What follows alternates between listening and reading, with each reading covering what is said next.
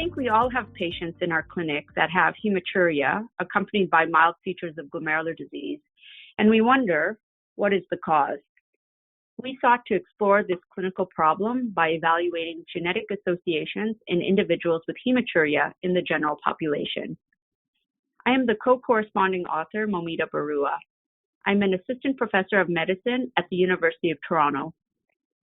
With me is the study's first author, Sarah Gagliano Taliun, an assistant professor at the Université de Montréal's Department of Medicine and Department of Neurosciences. Hematuria is a relatively unexplored clinical entity. We leveraged the UK Biobank, a genetically characterized cohort of approximately 500,000 adult participants between the ages of 40 and 69 years. To define hematuria, we used a high-throughput tool designed to rapidly define phenotypes using electronic health data. We excluded participants with genitourinary codes to enrich for glomerular hematuria. And finally, we focused on the largest subset in the dataset, the white British subset, to maximize power. 16,866 hematuria cases and 391,420 controls were included. The overall rate of hematuria was 4%. Our method of phenotyping was successful in enriching for glomerular hematuria as assessed by the eGFR and albuminuria among cases compared with controls. Sarah, what did our genetic analysis reveal? The Genome-Wide Association Study, or GWAS, identified 6 loci that met statistical significance for association with hematuria. The strongest association was in a region on chromosome 2, where the COL4A4, COL4A3 genes reside, the genes responsible for Alport syndrome.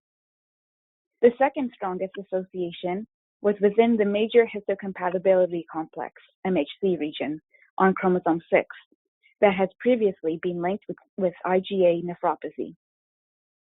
The nearest genes to the other 4 loci, 3 of which are novel, were PDPN, SORL1, PLLP, and TGFB1.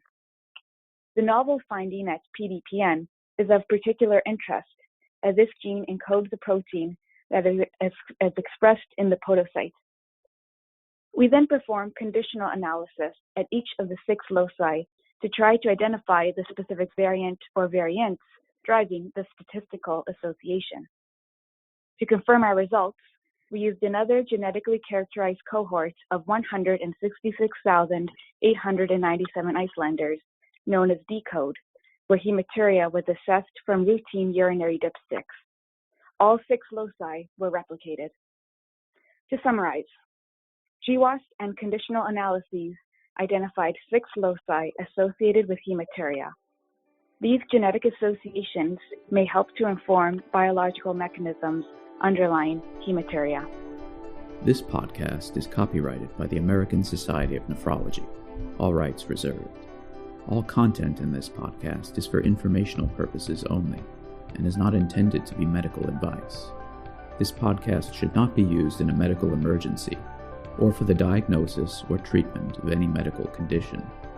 Please consult your doctor or other qualified healthcare provider if you have any questions about any medical condition, or before taking any drug, changing your diet, or commencing or discontinuing any course of treatment. Thank you for listening to this podcast from the American Society of Nephrology.